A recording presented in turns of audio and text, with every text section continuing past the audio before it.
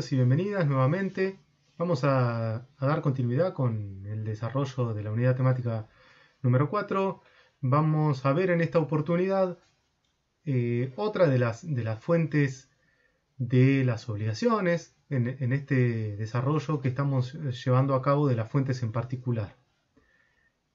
Ya vimos que en cada una de las fuentes es una de las cuestiones principales, además de su conceptualización, su caracterización, sus efectos, el abordaje sobre la discusión sobre la admisibilidad como fuente autónoma en cada uno de los casos.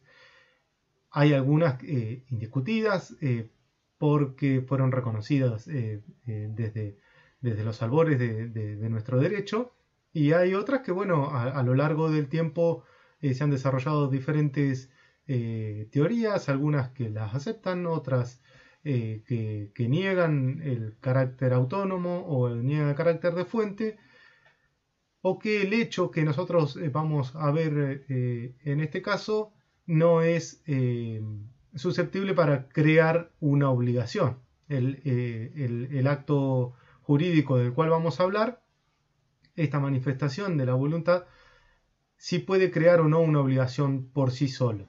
Bueno, para abordar la temática de la Declaración Unilateral de la Voluntad como fuente de las obligaciones, iremos en primer lugar a hacer un repaso histórico.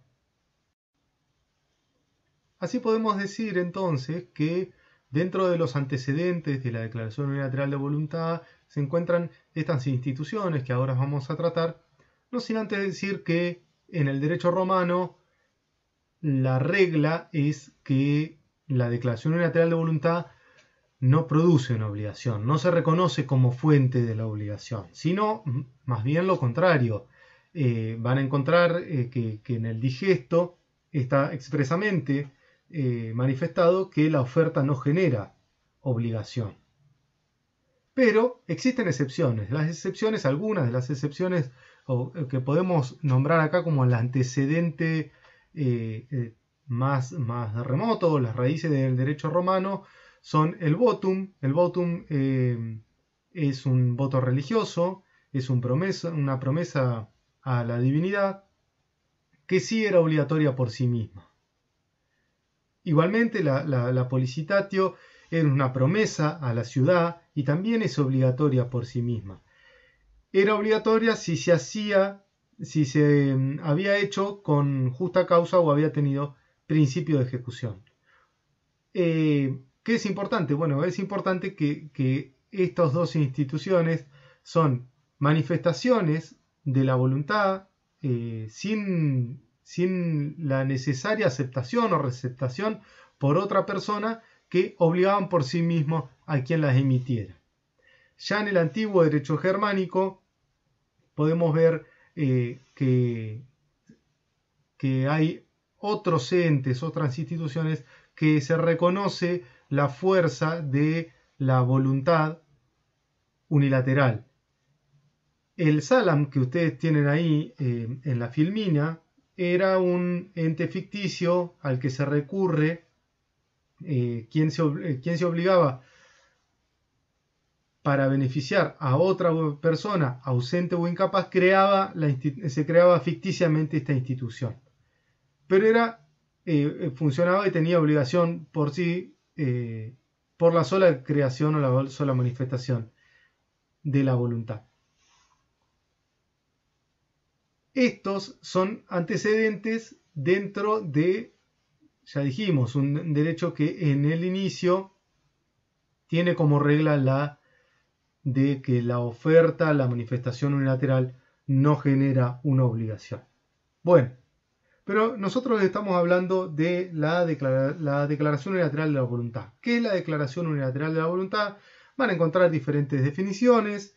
Dentro de las definiciones que ustedes pueden encontrar, dentro de la bibliografía que ustedes manejen, tienen, por ejemplo, la definición de Casó y Trigo Represas, que dice que es el poder de la sola voluntad del deudor para crearse obligaciones a su cargo perfectamente válidas y exigibles antes de la concurrencia del acreedor y cuyo apartamiento importa responsabilidad civil por los perjuicios ocasionados.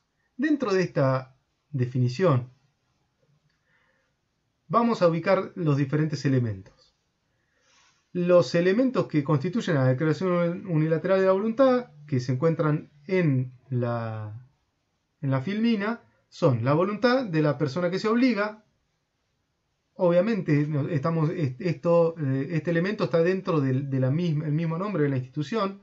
Es la declaración unilateral de la voluntad, o sea que necesitamos necesariamente la presencia de la voluntad de la persona que se obliga, que, como ustedes saben, requiere discernimiento, intención y libertad, y su exteriorización o manifestación.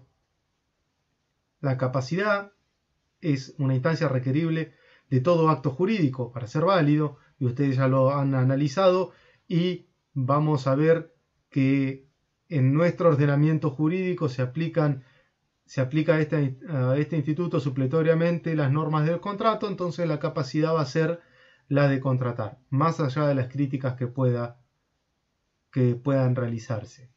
La prestación, como en cualquier obligación, tiene que estar presente. La prestación debe reunir las exigencias de posibilidad material o jurídica, la licitud, la determinación o determinabilidad y el carácter patrimonial. Por último, la finalidad de obligarse. La finalidad perseguida deberá necesariamente enmarcarse en un orden de licitud, o sea, el fin, la causa fin, que debe ser lícita.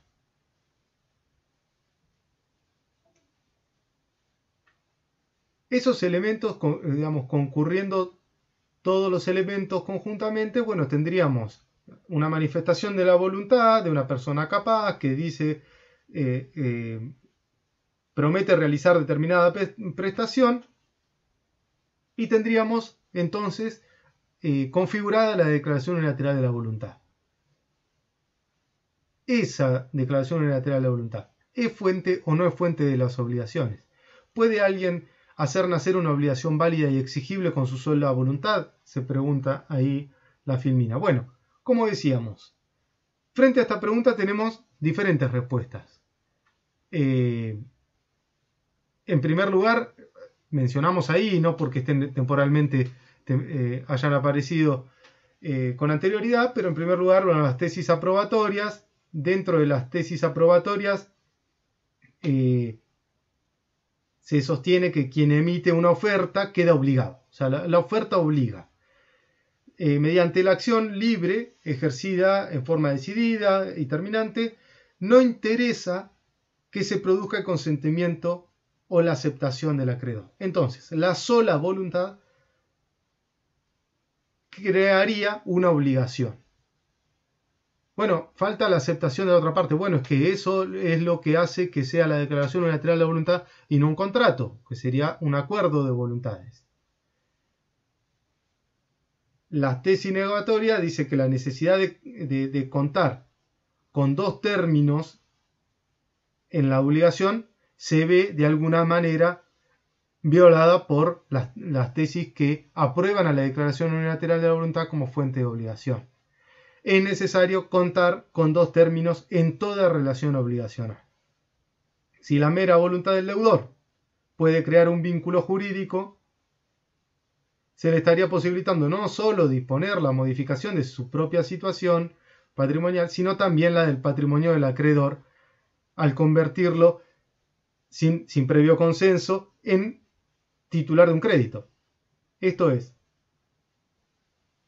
una persona dice, manifiesta su voluntad de ser deudor de otra persona. Si con su sola voluntad se puede crear una obligación, bueno, entonces a la otra persona que estoy poniendo en el lugar de acreedor, estoy de alguna manera modificándole su patrimonio porque estoy creando un crédito del cual él es titular. ¿Se puede con la voluntad de una sola persona? ¿Puede alguien hacer nacer una obligación con su sola voluntad? Porque en la obligación va a haber un acreedor. Vamos a crearle un crédito en cabeza del acreedor sin su consentimiento. Por eso las teorías negatorias dicen que no se puede, porque si se pueden crear, se pueden modificar e incluso extinguirse. Si tiene la posibilidad de crear una obligación, bueno, la puede modificar, no solo su patrimonio modifica, sino el de un tercero u otra persona o aquel que es constituido como acreedor. Esto sería, como está descrito ahí, una condición puramente potestativa. Ahora bien, existen teorías intermedias, que son las que actualmente tienen mayor adhesión, que admiten a la declaración unilateral de voluntad en determinados casos, como es el caso de nuestro Código Civil y Comercial, que recepta a la declaración unilateral de voluntad y que lo toma como fuente autónoma, enunciando en qué casos, dentro de las tesis aprobatorias, podemos encontrar o destacar que el origen de la declaración unilateral de la voluntad como fuente de la obligación se basa en dos obras de dos juristas germánicos, de Kuntze y de Siegel, juristas germánicos que a mediados del siglo XIX publican dos obras que se tratan sobre los títulos al portador y la promesa como fuente de la obligación. Ahí se da inicio a esta discusión, que luego se suma ya en el derecho francés, Worms, pero ya a fines del siglo XIX se suma a la teoría aprobatoria de la declaración unilateral de la voluntad como fuente de la obligación. Esta postura, como dijimos, lo que hace, aparte de reconocer la declaración unilateral de la voluntad, es iniciar un contrapunto, una discusión con los autores que niegan tal posibilidad a la declaración unilateral, sosteniendo que las instituciones como la estipulación a favor de terceros o los títulos negociables ya nacieron antes del compromiso unilateral. Y además agregan que la dificultad que se encuentra en la prueba del compromiso imposibilita la creación de la obligación. En realidad, hablan de una cuestión práctica, de la imposibilidad de probar el compromiso. Plañol, por su parte, pone énfasis en la necesidad de contar con los dos términos en la relación obligacional, como desarrollamos minutos antes. Pasamos a la recepción positiva en nuestro ordenamiento jurídico. Previo a entrar en lo que es el Código Civil y Comercial, podemos decir que, bueno, dijimos, el inicio en la obra de estos juristas germánicos, alguna adopción dentro de lo que es el derecho francés, pero sabemos que el Código de Napoleón no recepta a la declaración unilateral de voluntad como regla general, como fuente de las obligaciones. Siguiendo los mismos lineamientos, todos los códigos decimonónicos no lo receptaban de manera general, como es el caso del Código de Vélez-Sarsfield, en el que se incluían, sin embargo, algunas de las instituciones que vamos a ver ahora receptadas dentro del Código Civil y Comercial, dentro de la declaración unilateral de voluntad como fuente de la obligación. La declaración unilateral de voluntad está receptada en el artículo 1800, que establece, como dijimos, una regla general, pero que la podríamos incluir dentro de las teorías intermedias, aquellas que admiten a la declaración unilateral de voluntad en determinados casos previstos y específicos. ¿Qué dice la norma? Que la declaración unilateral de voluntad causa una obligación jurídicamente exigible, causa una obligación, ahí lo vemos como causa fuente, en los casos previstos por la ley y por los usos y costumbres. Ahí vemos la adopción de esta teoría intermedia, en el que dice, bueno, sí, va a ser una fuente de obligación, pero siempre que esté receptado por los usos y costumbres o por la ley. Se le aplica subsidiariamente las normas relativas a los contratos. Bueno, acá un pequeño paréntesis. Alterini sostiene que hubiese sido preferible que la subsidiariedad de la norma aplicar sería la de los actos jurídicos y no la de los contratos, ya que la declaración unilateral de voluntad es un acto jurídico y no es un contrato porque, bueno, faltaría eso del acuerdo de voluntad, la necesidad del acuerdo de las voluntades para darle nacimiento, que es lo que lo distingue. Pero bueno, la norma remite a las normas de los contratos para darle aplicación subsidiaria. Y dijimos, está reconocida la declaración unilateral de voluntad como causa fuente en los casos previstos por la ley. Bueno, algunos de los casos previstos por la ley, enunciados acá, algunos ya receptados en el Código Civil de Vélez Sarsfield, la promesa pública de recompensa, el concurso público, las garantías unilaterales, oferta de contrato y títulos valores. La promesa pública de recompensa. Este caso fue previsto en el Código Civil, fuera de las órbitas de las obligaciones del Código Civil de Vélez, en el libro tercero de los derechos reales, cuando Vélez trata la apropiación como forma de adquirir el dominio.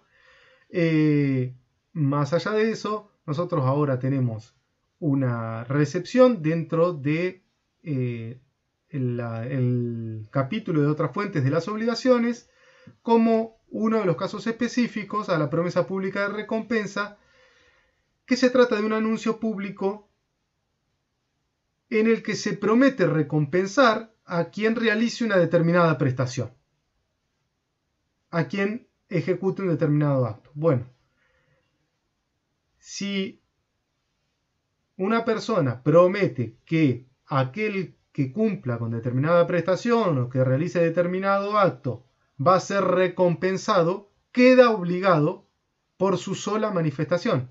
¿Queda obligado desde cuándo? Desde que esa promesa llega al público.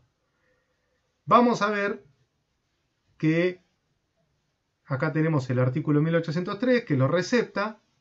Vamos a ver que esta promesa pública de recompensa puede contener un plazo receptado en el artículo 1804, puede ser revocada por idénticos medios. ¿Cuál es el medio? La manifestación de la voluntad de recompensar a aquel que realice determinados actos o decir manifestarse contrariamente.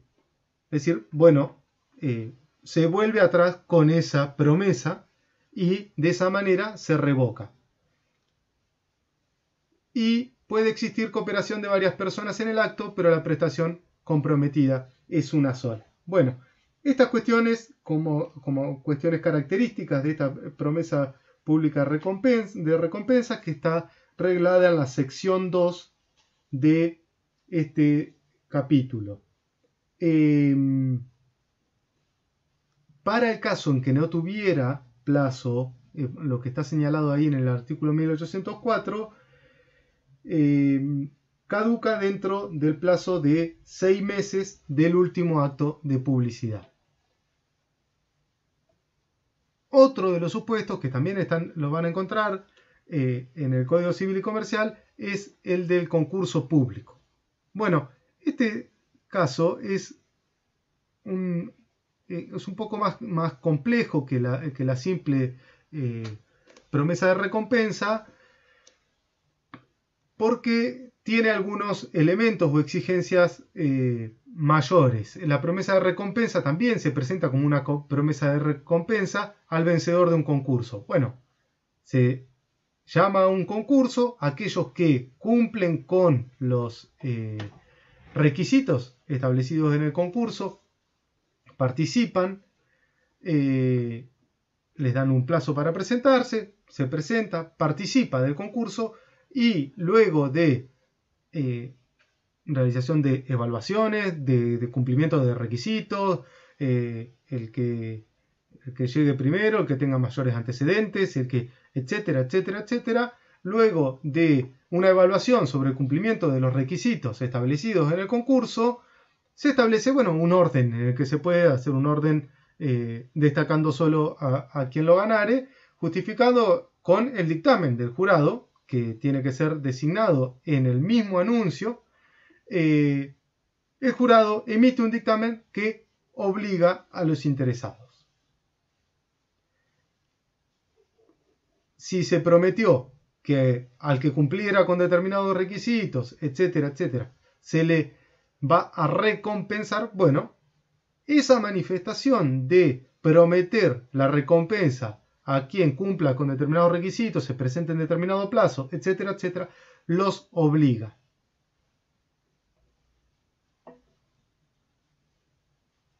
Acá vemos algunas de las características del concurso público. Puede ser dirigida a personas determinadas por sus calidades. Esto podemos poner como ejemplo un concurso para ocupar un determinado cargo, una determinada función.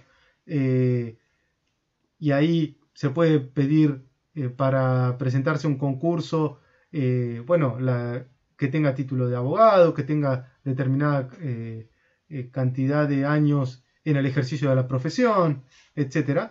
Y como dijimos, luego del cumplimiento de los requisitos, de cumplir las exigencias impuestas en el anuncio, se emite un dictamen por el jurado que es vinculante. Y bueno, acá el artículo de 1809 habla del premio o la recompensa. También puede ser dividido o declarado desierto. ¿Cuándo es declarado desierto? Bueno, cuando al jurado en el dictamen considera que de los que se presentaron o no se presentaron, o de los que presentaron ninguno cumple con los requisitos impuestos por el anuncio. Vamos a ver que existen otros supuestos específicos que no desarrollaremos con mayor profundidad. Se encuentran en el código, algunos incluso los trataremos como fuentes particulares, como los títulos valores. Las garantías unilaterales, el emisor garantiza el cumplimiento de la obligación y se obliga a pagarla, es una manifestación unilateral, está receptada ahí en el artículo 1810. Dejo aquí algunas de las características, son irrevocables, como característica especial tiene que constar en un instrumento público o privado, pero de la lectura del articulado de la bibliografía no surgen mayores inconvenientes. Sí, vamos a hacer un desarrollo un poco más profundo de la oferta de contrato. Acá nosotros, como verán, ya no estamos dentro de las normas de la declaración unilateral de la voluntad, sino que estamos dentro de la normativa contractual. La oferta contractual irrevocable, que se llama en el código velezano, está definida en el artículo 972 como la manifestación dirigida a una persona determinada o determinable con la intención de obligarse. Esto como la oferta de contrato en sentido genérico, la oferta. La oferta que es dirigida a personas indeterminadas es considerada como invitación para que hagan ofertas, excepto que de sus términos o de las circunstancias de su emisión resulte la intención de contratar del oferente. En este caso se la entiende emitida por el tiempo y en las condiciones emitidas por los usos. Bueno, ¿por qué la lectura de este artículo, del artículo 973? Porque es la que mayor trascendencia tiene en el tema. Cuando la oferta, esto es lo más importante, digamos, es distinguir cuando la oferta se dirige a una persona determinada o a personas indeterminadas. Cuando se dirige a una persona determinada no hay confusión en que esa oferta genera el nacimiento de la obligación de contratar. Si yo ofrezco un contrato a una determinada persona, bueno, o tendré que contratar o tendré que resarcir en el caso del incumplimiento los perjuicios que ocasione. Ahora, cuando esas personas indeterminadas se toma como una invitación para que hagan ofertas. Esto, decíamos, es la reglamentación genérica de los contratos. Ahora, ¿qué pueden pensar? ¿Algún caso específico? Bien específico de contratación, el caso de la contratación de consumidores. Ahí van a poder encontrar en el artículo 7 de la Ley de Consumidores, de la 24240, que la oferta dirigida a consumidores potenciales indeterminados obliga a quien la emite durante el tiempo en que se realice, debiendo contener fecha precisa de comienzo y finalización, así como las modalidades, condiciones o limitaciones. La revocación de la oferta hecha pública es eficaz cuando haya sido difundida por medios similares a los empleados para darla a conocer. Bueno, entonces acá tenemos dentro de la oferta de contrato las reglas genéricas, la diferenciación entre si es persona determinada o indeterminada, y en el caso que sean personas indeterminadas, que se toma como una invitación para que hagan ofertas, y el caso específico, uno de los casos específicos de la ley de consumidor, que la oferta, aunque sea dirigida a consumidores potenciales indeterminados, obliga a quien la emite. Los títulos valores, como dijimos, es otro de los casos que en la metodología del Código Civil y Comercial se han tomado como una fuente de la obligación autónoma, por lo que los vamos a estudiar dentro de ese punto.